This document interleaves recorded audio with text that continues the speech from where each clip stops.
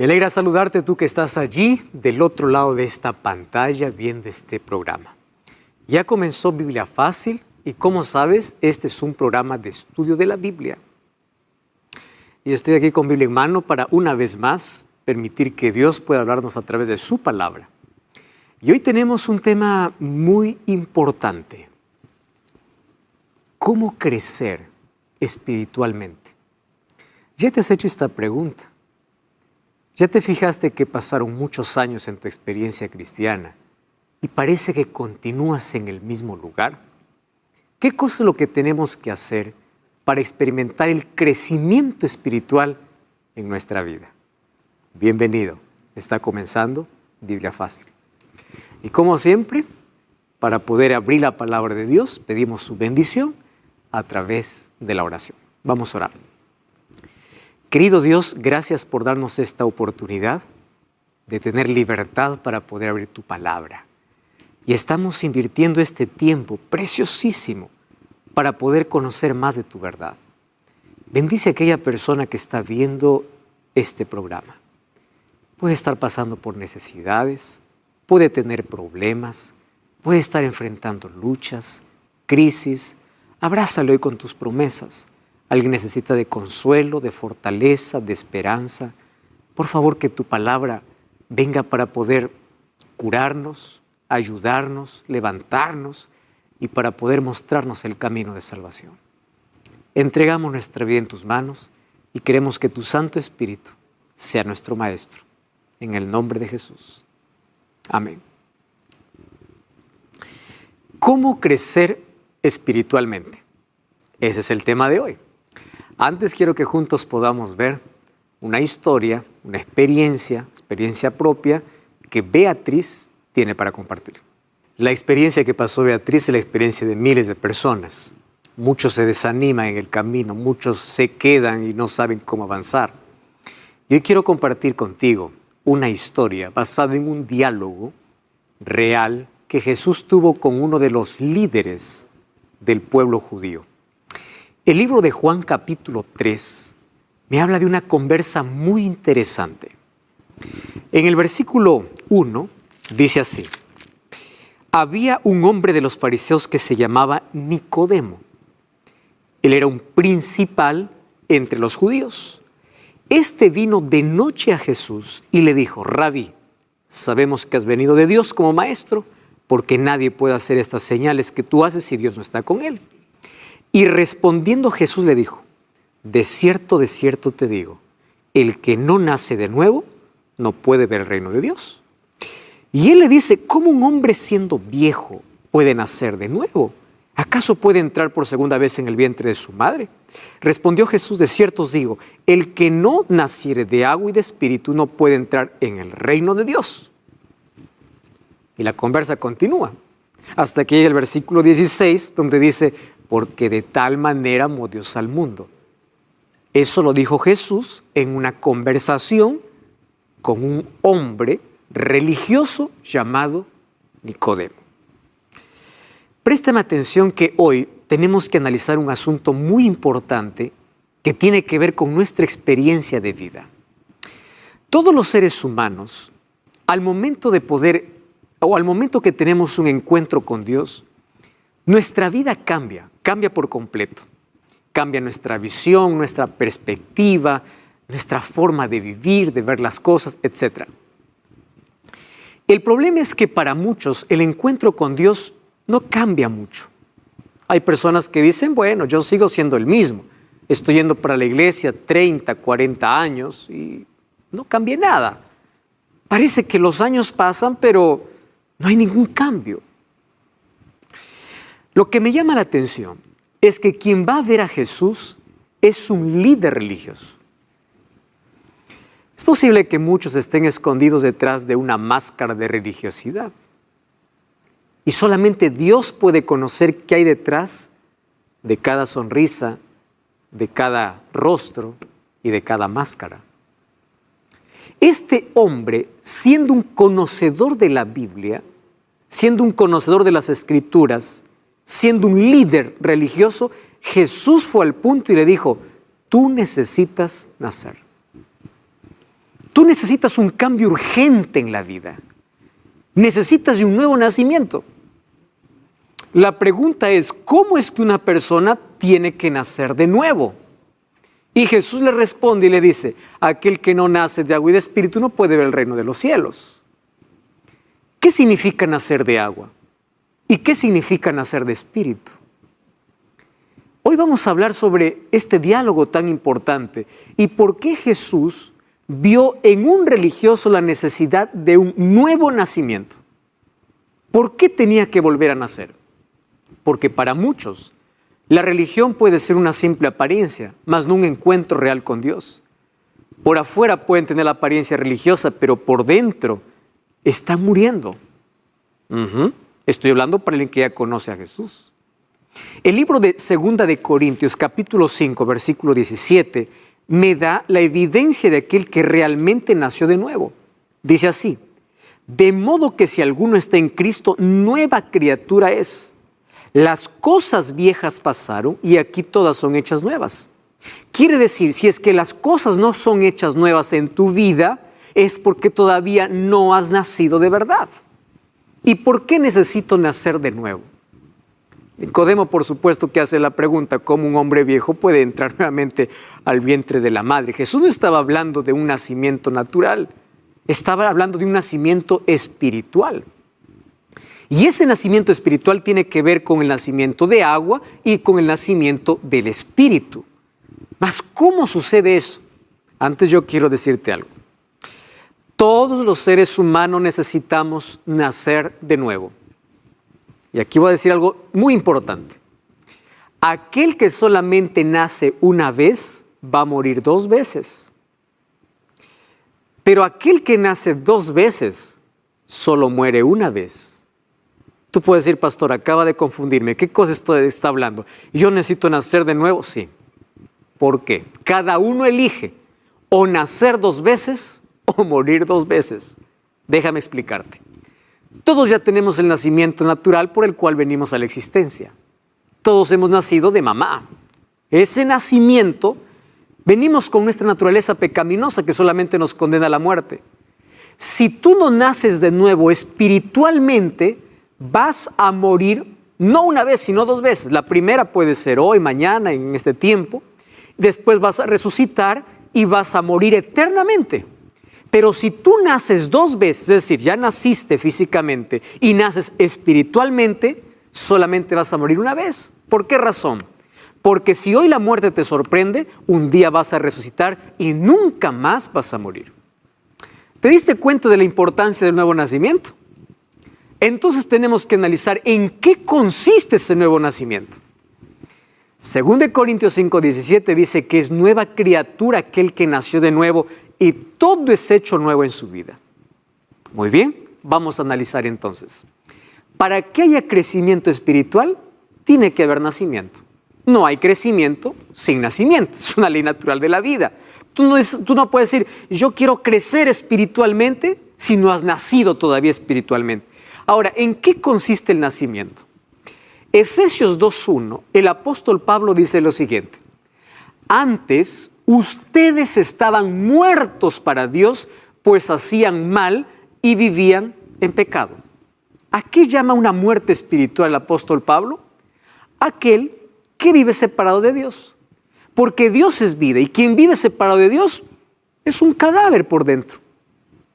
Puedes caminar, trabajar, correr, reír por fuera, pero por dentro eres un cadáver espiritual.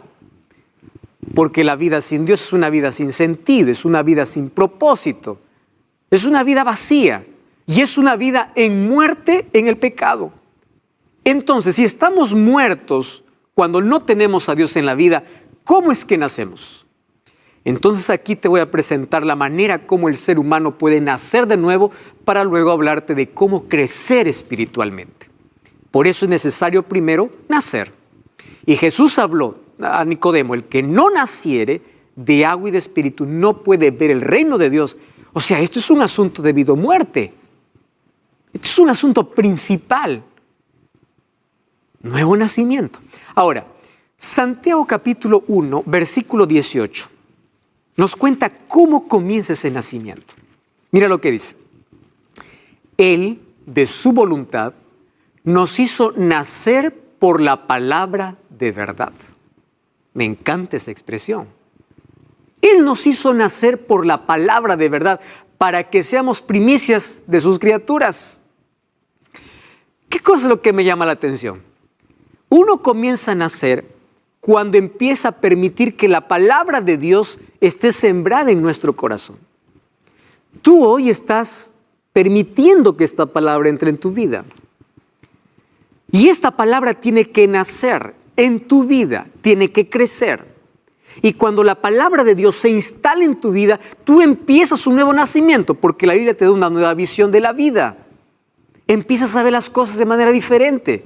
Empiezas a fortalecer tu fe, a confiar en Dios. Entonces, toda persona que va a nacer tiene que comenzar teniendo un contacto con la palabra de Dios, porque aquel que nace antes de nacer de agua y de espíritu, tiene que nacer de la palabra.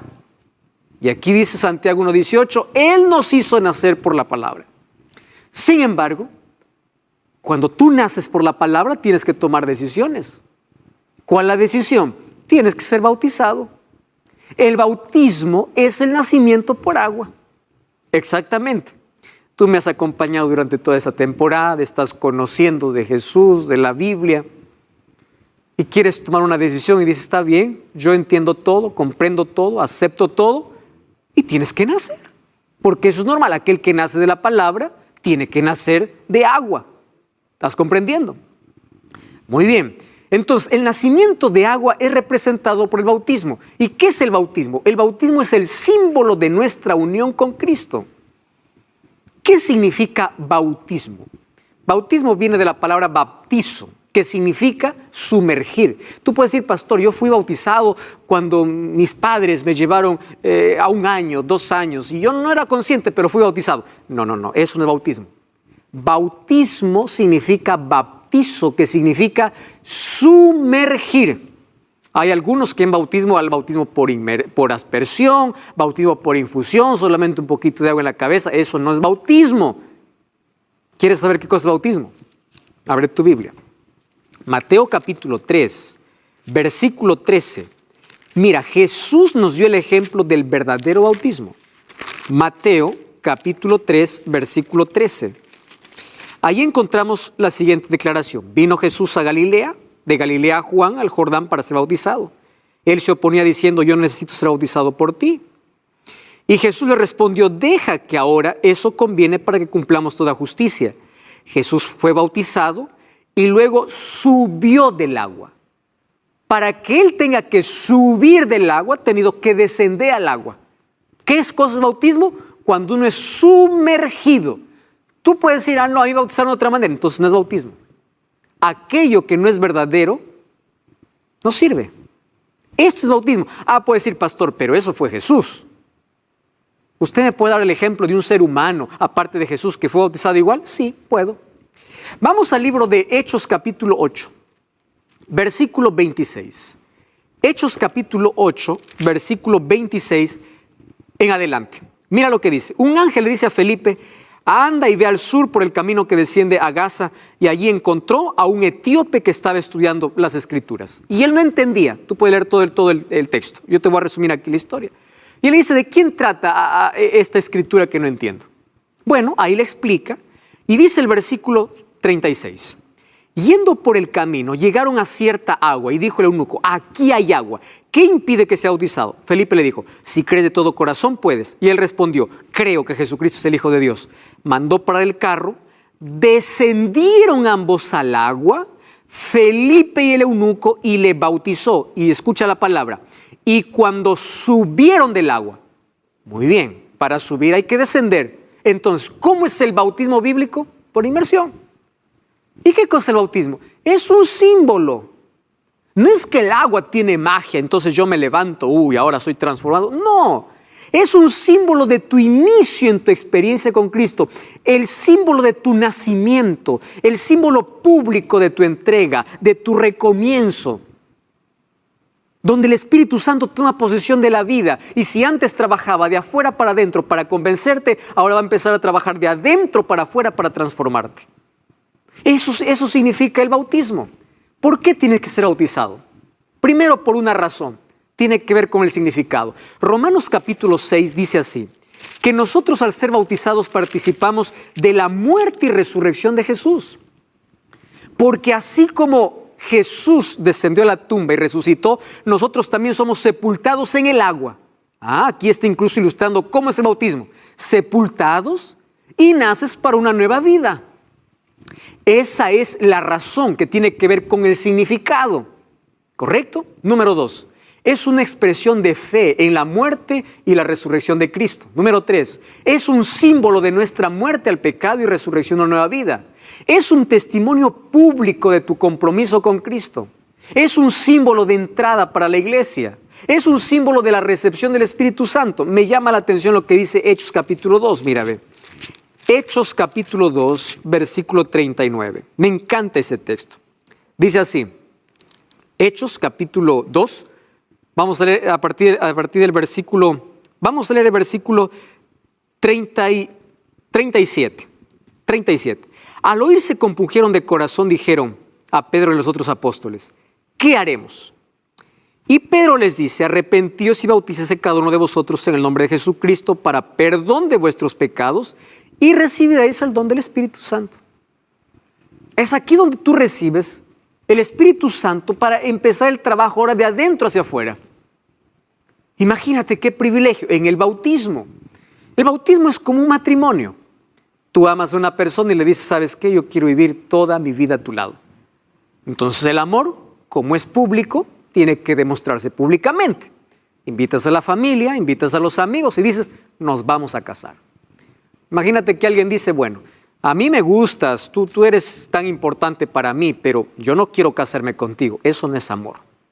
El amor no tiene miedo al compromiso, el amor verdadero. Y el amor verdadero se manifiesta públicamente. Así es el bautismo. Tú conoces a Jesús, conoces su amor y dices, Señor, yo quiero casarme contigo. Yo quiero vivir contigo. No es el fin, es el comienzo de una vida al lado de Jesús. El matrimonio no es el fin de una relación, es el comienzo de una relación más fuerte. Así es el bautismo. Por eso el bautismo es un símbolo. Quien te salva es Jesús, no es el bautismo. Sin embargo, todo aquel que ama a Jesús se bautiza porque es su demostración pública. Mira lo que dice Marcos capítulo 16, versículo 16. El que creyere y fuere bautizado será salvo. ¿Te das cuenta? Creer no es solamente decir, yo creo en Dios. Creer involucra no solamente conocimiento, actitud, decisión, entrega. El que creyere y fuere bautizado será salvo. No porque el bautismo salva, quien salva es Cristo.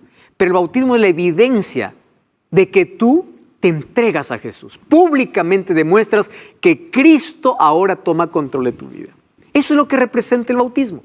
Ahora, ¿quién tiene que bautizarse? Para bautizarse hay que tener uso de razón. Por eso es que los niños no pueden ser bautizados. ¿Qué cosa dice Pedro? Arrepentíos y bautícese. Para ver bautismo tiene que haber arrepentimiento. Un bebé de 2 años, ¿de qué se arrepiente? Para ver bautismo tiene que haber confesión. Para el bautismo tiene que haber conciencia de que es pecador y acepta a Jesús como su Salvador. Para que haya bautismo tiene que haber conocimiento. El libro de Mateo 28 dice, enseñándoles todas las cosas que os he guardado y bautícele. ¿Cómo se hace discípulos? Primero, enseñando. ¿Qué cosa es lo que hay en la Biblia? ¿Qué cosa es lo que tienen que comprender? Tiene que haber un conocimiento previo, tiene que haber arrepentimiento, tiene que haber entrega, tiene que haber uso de razón, porque es una expresión de fe. Tú dices, pastor, yo fui bautizado cuando era niño. No, eso no es bautismo. Bautismo es algo personal. No es que alguien elige por ti. Tú eliges porque la salvación es un asunto de elección personal. No es que los padres eligen por mí, es que yo elijo a Jesús. Porque sin amor no sirve nada. Por imposición nada sirve. Ese es el bautismo bíblico. Entonces estoy hablando del nuevo nacimiento para luego hablarte del crecimiento. Y después del nacimiento, ¿qué cosa sucede? Hay que crecer. Y ahí viene el bautismo o el nacimiento del Espíritu. ¿Qué es el nacimiento del Espíritu? Todos los días buscas la presencia de Dios y tienes que nacer del Espíritu a través de la oración, a través del estudio de la Biblia, a través de tu comunión con Dios. Entonces te das cuenta, comienzas naciendo por la palabra, luego naces de agua y luego continúas naciendo de Espíritu. que es el bautismo diario que nosotros necesitamos. Cada vez que vamos a la presencia de Dios, somos bautizados por su Espíritu. ¡Qué maravilla! Ese es el nuevo nacimiento. Ahora, ¿qué sucede cuando uno nace? Mira, crecer es parte de la vida. Quien deja de crecer comienza a morir. El día que tú paras de crecer, comienzas a morir. Mueres por dentro. Luego terminas muriendo completamente. La madurez espiritual es necesaria desde el momento que conocemos a Jesús.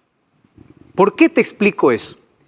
Porque tú puedes tener 40 años de religioso y tener la experiencia de uno de 2 años. Es fuerte lo que te estoy diciendo, porque no depende la cantidad de años que estás en una iglesia, sino de cuánto permites que Dios transforme tu vida. Y te voy a decir un asunto muy importante. Mira, no confundas edad con madurez. Todos crecen, pero no todos maduran. Los años pueden pasar, pero madurez es una elección, es una decisión. La madurez no tiene que ver con los años que pasan. Todos crecemos, pero no todos maduran. ¿Tú ya viste personas que tienen 30 años con el comportamiento de 15? ¿Qué cosa es lo que le falta? Madurez. Y lo triste es que esto también sucede en la vida espiritual. Hay gente que tiene 20 años en la iglesia y se comporta como alguien que tiene 1 año. ¿Y qué cosa pasó? ¿Por qué no creció? Muy bien, entonces vamos a aprender cómo se crece espiritualmente. La vida cristiana, desde el momento de tu entrega a Jesús, es una vida de progresión hasta llegar a la glorificación. No te estoy diciendo perfección, te estoy diciendo progresión. ¿Qué significa progresión? Cada día un paso, es decir, hoy mejor que ayer, mañana mejor que hoy. Yo te hago una pregunta, ¿hoy eres mejor que el año pasado? Muy buena pregunta. ¿Qué cosas cambiaste en tu vida? ¿Qué hábitos nuevos tienes? ¿Qué cosas abandonaste? ¿Estás creciendo o estás estancado en la vida? La vida cristiana es una vida de progresión continua. Esa progresión se basa en un relacionamiento con Cristo. Cada día que caminas con Cristo, cada día que estás al lado de Cristo, tú subes un peldaño más. Empieza a cambiar tus gustos, tu carácter, tus palabras, tus acciones. Eso es crecimiento. Empieza a cambiar tu trato, empieza a cambiar tu vida, empieza a cambiar todo. Eso se llama el camino de santificación. Cuando conocemos a Cristo y le aceptamos como Salvador, Él nos justifica y luego Él nos santifica. Quiere decir, Él nos va ayudando a crecer en la vida espiritual hasta que llegue el momento de la glorificación. ¿Qué cosa es glorificación? La glorificación se dará el momento que Jesús llegue. Y cuando Jesús regrese por segunda vez, nuestra naturaleza de pecado será eliminada para siempre. Por eso es que muchos teólogos llaman el proceso de las 3 P's. En la justificación, Cristo te libera de la pena del pecado o de la condena del pecado. En la santificación, Cristo te libera te libra del poder del pecado. Es la segunda P. Y en la glorificación, Cristo nos librará de la presencia del pecado, porque nunca más estará el pecado dentro de nuestra propia naturaleza. Entonces, vida cristiana es una vida donde uno sube un escalón por día. A veces se cansa, a veces cae, pero se levanta. ¿Me entiendes? Pero cada día creces, luchas, pero creces. ¿Cuánto creciste desde el momento que te entregaste a Jesús? ¿Cuánto crecimiento hay en tu vida, en tu carácter, en tu familia, en tus relaciones? ¿Cuánto has crecido? Crecimiento forma parte de la vida. Es un camino de progresión. Cada día un paso nuevo hasta llegar a la glorificación. Por eso es que Salomón decía en Proverbios 4:18, la senda de los justos es como la luz de la aurora. ¿Por qué? Que va en aumento hasta que el día es perfecto. ¿Sabes qué significa eso? Nuestra experiencia cristiana no va de más a menos. Nuestra experiencia cristiana va de menos a más. Hay muchas personas que en lugar de ir de menos a más, van de más a menos. En la vida cristiana es como la luz de la aurora. ¿Tú has visto el amanecer? La luz primero es débil, tenue, hasta que vence totalmente a las tinieblas y el día es perfecto. Ese día perfecto llegará cuando Cristo regrese y todos seamos glorificados, porque seremos transformados en un abrir y cerrar de ojos. Nadie llegará al cielo con esta naturaleza. Antes de estar en el cielo, todos seremos glorificados o transformados completamente. Pero la transformación comienza desde el momento que Jesús entra a tu vida, paso a paso.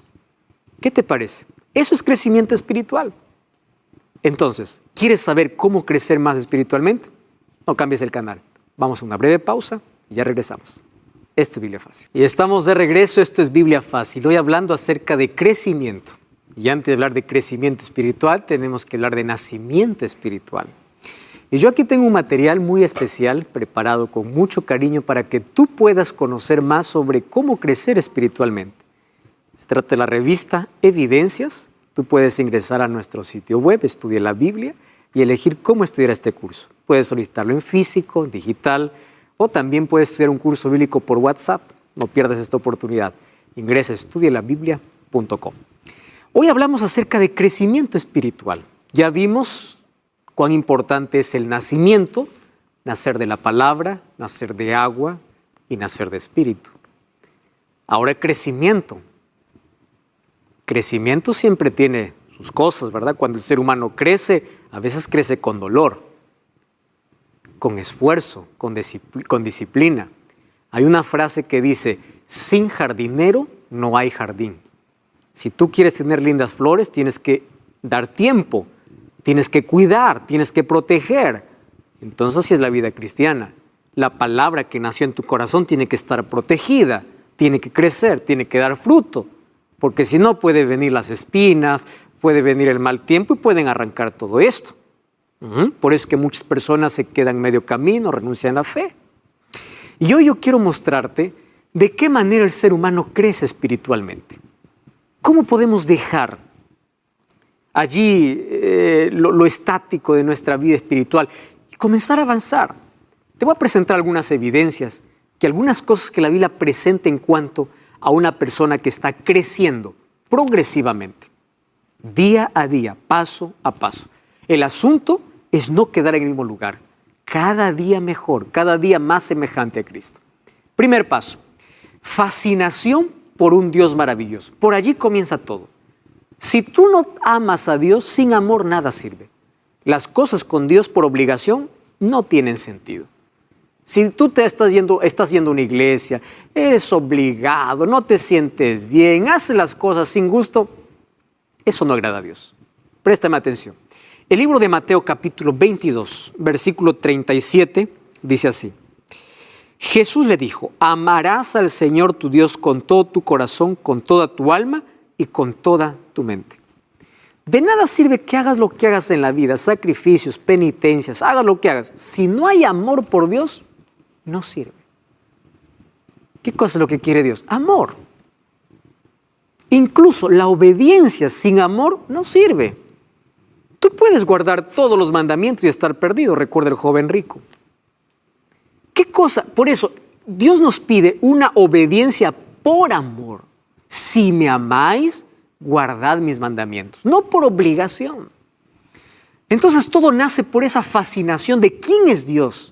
Si Dios es maravilloso, entonces pide que Dios pueda crear esa respuesta de amor también hacia Él, así como Él te ama. Número 2, transformación. Me encanta esto.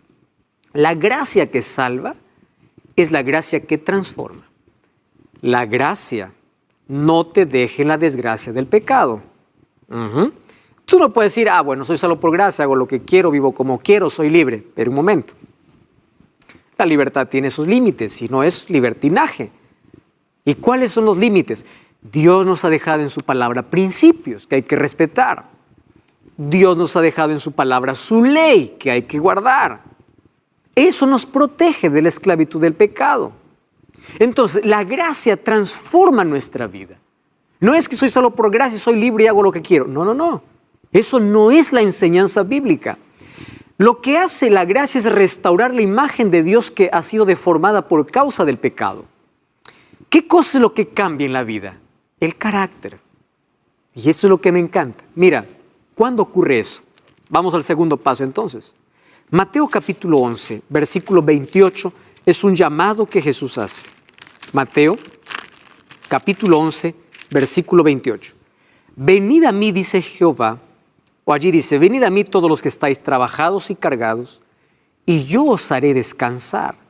Llevad mi yugo sobre vosotros y aprended de mí, que soy manso y humilde de corazón, y hallaréis descansos para vuestras almas, o descanso para vuestras almas, porque mi yugo es fácil y ligera mi carga. ¿Cuál es la invitación de Jesús? Ven a mí. Es lo primero, ir a Jesús. En segundo lugar, colócate mi yugo. Tú conoces el yugo. El yugo es un pedazo de madera diseñado para poder estar en el cuello de dos bueyes, de dos toros. Aquellos que son del campo entienden mejor la ilustración. Colocas dos toros allí para poder arar la tierra, pero para que uno no se adelante ni el otro se atrase, hay un yugo que les une.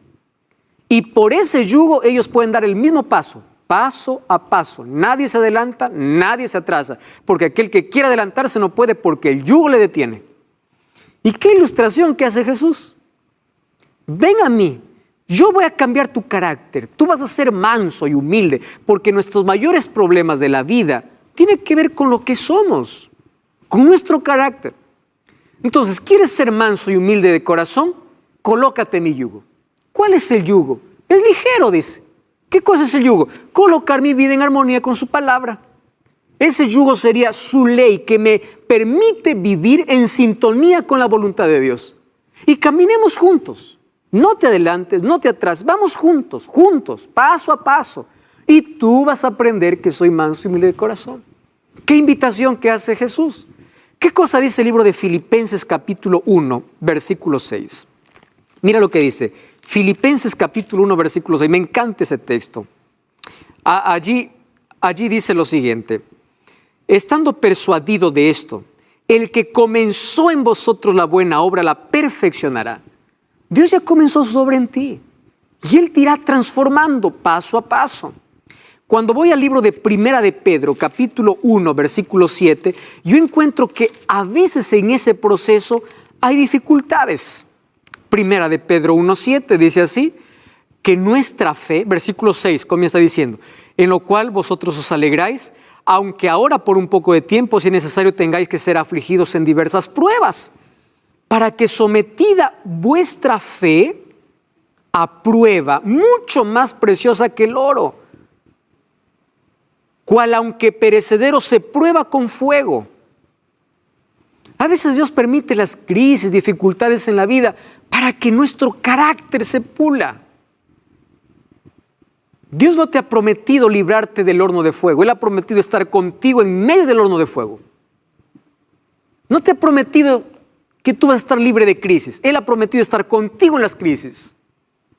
Entonces, aquí, Dios, ¿cómo transforma nuestra vida? A veces tiene que llevarnos por ese proceso. Cuando dice, allí Salmos 23, aunque ande por el valle de sombra y de muerte, no temeré porque tú estás conmigo. Quiere decir que cuando caminas con Jesús, aún vas a andar por valles peligrosos.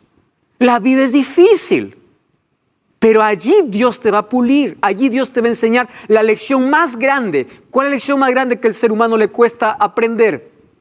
La lección de dependencia de Dios. Esa es la lección más difícil. ¿Qué más significa crecimiento? Crecimiento significa ser guiado por el Espíritu. Gálatas capítulo 5, versículo 22 dice así, el fruto del Espíritu es amor. ¿Qué cosa es lo que quiere hacer Dios? Quiere tomar el control de tu vida. Y cuando Dios toma el control de tu vida, tú no empiezas a hablar en lenguas, lo que empieza a tener amor. Ese es el fruto del Espíritu. Hablar en lenguas es un don del Espíritu, que ya vimos esa diferencia en los programas anteriores. Ahora, presta atención aquí. No se mide esto por la cantidad de años que estés en una iglesia. Tú puedes decir, tengo 40 años, pero no puedes tener el fruto del Espíritu. Esto se mide por la cantidad de tiempo que tú pasas con Dios. Otra vez repito, puedes estar 20 años en una iglesia y apenas haber pasado un día con Dios. ¿Cuánto tiempo estás dedicando para las cosas espirituales? Esto significa que yo cada día debo anhelar más de Dios para que cada día haya menos de mí. Me encanta esa frase. Cada día más de Dios, menos de mí. Dios que se vea reflejado en todo lo que yo hago. Entonces uno testifica de manera natural, uno muestra el amor para las personas sin tener que ser obligado. Es natural. Finalmente, la vida cristiana guiada por el Espíritu no es evaluada. No hay alguien que pueda decir, a ver, ¿cómo es tu sonrisa? Ah, no, tú no eres del Espíritu. A ver, ¿cómo es tu cara? No podemos medir a un cristiano por la cara que pone, por la sonrisa que pone. No puede ser evaluada, pero sí puede ser demostrada. Presta atención a aquello que estoy diciendo. Aunque la vida cristiana no es evaluada, es demostrada. Todos se dan cuenta que hay un cambio en ti. Y finalmente quiero decirte que mientras más cerca estés de Dios, más indigno te sientes y más compasión tienes de los demás. Tú no puedes decir, estoy cerca de Dios, pero lejos del prójimo. Estoy amando a Dios, pero peleas con todo el mundo. Estoy cerca de Dios, pero estás maltratando a tu prójimo. Eso no es estar cerca de Dios. Eso es estar lejos de Dios. Porque el fruto del Espíritu, ¿qué cosa es? Amor, bondad, gozo, paz, paciencia, benignidad, bondad, fe, mansedumbre y templanza. Alguien dijo lo siguiente: cuando tú eres transformado por el Espíritu, hasta el perro y el gato se dan cuenta. Porque ya no hay más gritos como antes ellos lo tenían. ¿Te das cuenta que todos se pueden percibir eso? Es una de las cosas que nadie puede esconder en su vida. Un tercer punto que tenemos que ver es que madurar significa tener decisión y perseverancia. El libro de Eclesiastés capítulo 7, versículo 8 dice: mejor es el fin que el comienzo, porque muchos comienzan pero no terminan. ¿Cuál es el final? Estar salvos cuando Jesús regrese. Ese es el final. Entonces, la vida cristiana no es una carrera de velocidad. No es quien corre más rápido, sino quien resiste más. Por eso es perseverancia. Es caminar con Dios, vivir en armonía con Él. Es cambiar las cosas, abandonar otras. Es decir, es ser cada día más semejante a Jesús. Miles de personas comienzan. Muchos se quedan en el camino y solo pocos llegan. Mejor es el final que el comienzo. No te olvides de eso. Por eso hay que perseverar para llegar al final. ¿Cuántos iniciaron una carrera universitaria y no terminaron? ¿Se quedaron a la mitad? ¿Cuántos iniciaron un proyecto y no terminaron? ¿De qué sirvió? De nada. Porque si quedaste a la mitad no sirvió de nada. No llegaste hasta el final. Vida cristiana es perseverancia, es decisión diaria. Otra cosa, vida cristiana es perseverancia, esfuerzo y disciplina. En la vida cristiana las cosas no funcionan de manera automática. No es que, me bauticé hoy y mañana yo me levanto y digo, wow, tengo ganas de orar, tengo ganas de estudiar la Biblia. No te hagas esa ilusión. Vida cristiana no es eso. Vida cristiana es la cooperación entre esfuerzo humano y poder divino. Tiene que haber esfuerzo, tiene que haber disciplina. Josué capítulo 1, versículo 9 dice: mira que te mando que te esfuerces y seas valiente. No temas ni desmayes, porque Jehová tu Dios estará contigo. Dios te dice, yo estaré contigo, pero tú tienes que esforzarte. Alguien me dice, pastor, ore por favor para que mañana pueda dar bien examen. Está bien, le digo, estudia y ora. Dios te va a hacer recordar lo que estudiaste. Dios no va a colocar en tu mente lo que nunca leíste. ¿Entiendes? En la vida cristiana sucede lo mismo. Tú dices, yo quiero crecer espiritualmente. Pero no tienes tiempo para estudiar la Biblia. Tú dices, no, voy a dormir un poquito más. No te interesas. ¿Cómo vas a crecer? Crecimiento tiene que ver con esfuerzo y disciplina. Y me encanta lo que dice el libro de Segunda de Timoteo. Mira, ve, el libro de Segunda de Timoteo, capítulo 2, versículo 1 en adelante. Dice así: tú pues, hijo mío, esfuérzate en la gracia. Esfuérzate para estar cerca de Cristo. Y dice, lo que has oído delante de mí encarga a hombres idóneos. Tú sufre penalidades como buen soldado. Ninguno que milita se enrede en los negocios de la vida a fin de agradar a aquel que lo tomó por soldado. El que lucha es como atleta. Y mira, el labrador para participar de sus frutos tiene que trabajar primero. ¿Me estás entendiendo? Es decir, todo en esta vida demanda de esfuerzo, demanda de disciplina. En la vida cristiana también es así. No nada funciona automáticamente. ¿No tienes ganas de orar? Es cuando más tienes que orar. Allí dile, Señor, no tengo ganas de orar. Y ya estás orando. ¿No tienes ganas de estudiar la Biblia? Anda y siéntate a estudiar la Biblia, porque eso te hace bien. Te hago una pregunta. ¿Cuándo la medicina ha sido deliciosa? Tú miras la medicina y dices, qué delicia la medicina. No, tienes que tomar la medicina porque la medicina te va a curar. Y a veces la Biblia tiene que tomarse como remedio, como medicina, hasta que luego se convierte en el plato favorito, en el plato delicioso. Eso demanda de esfuerzo y de disciplina. Otra cosa. En Mateo 24:13 Jesús dijo, el que persevere hasta el fin será salvo. Perseverancia. Primera de Corintios capítulo 9, versículo 24. El apóstol Pablo habla de manera extraordinaria esto. Mira lo que dice, 1 Corintios 9, 24 en adelante. Dice así, ¿no sabéis que todos los que corren en el estadio, todos a la verdad corren, pero solo uno lleva el premio?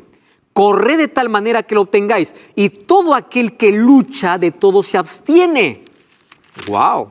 Y ellos lo hacen para tener una corona corruptible, pero nosotros un incorruptible. Así que yo de esta manera corro, no como por la aventura, no peleo como aquel que golpea al aire, golpeo mi cuerpo, lo pongo en servidumbre, no sea que habiendo sido heraldo para otros, yo mismo venga a ser eliminado. No fue fácil tampoco para Pablo, fue difícil, esfuerzo y disciplina. Así es como se logran todas las cosas en la vida. Y en la vida espiritual también ocurre lo mismo. ¿Y cómo corres esta carrera? El libro de Hebreos capítulo 12 dice, puesto los ojos en Jesús, el gran autor y consumador de la fe. Pero tienes que ir dejando las cosas que te causan peso, aquellos malos hábitos que te interrumpen en tu relación con Dios. Vida espiritual es dependencia de Dios. Es así como la imagen de Dios es restaurada. Hoy eres mejor que ayer porque cada día amaneces con Dios. Vida espiritual se desarrolla en ambiente real. ¿Qué cosa es vida espiritual? Marcas la diferencia donde estés. No asustas a la persona. Soy cristiano, por favor, no me digas, soy cristiano. No asustas, sino atraes a las personas. ¿Tú sabes que no cómo caminó con Dios? Educó su mente para vivir siempre en la presencia de Dios. Eso quiere decir, sus pies estaban en la tierra, pero su corazón estaba en el cielo. En cambio, la mujer de Lot, sus pies estaban fuera de Sodoma, pero su corazón continuaba en Sodoma.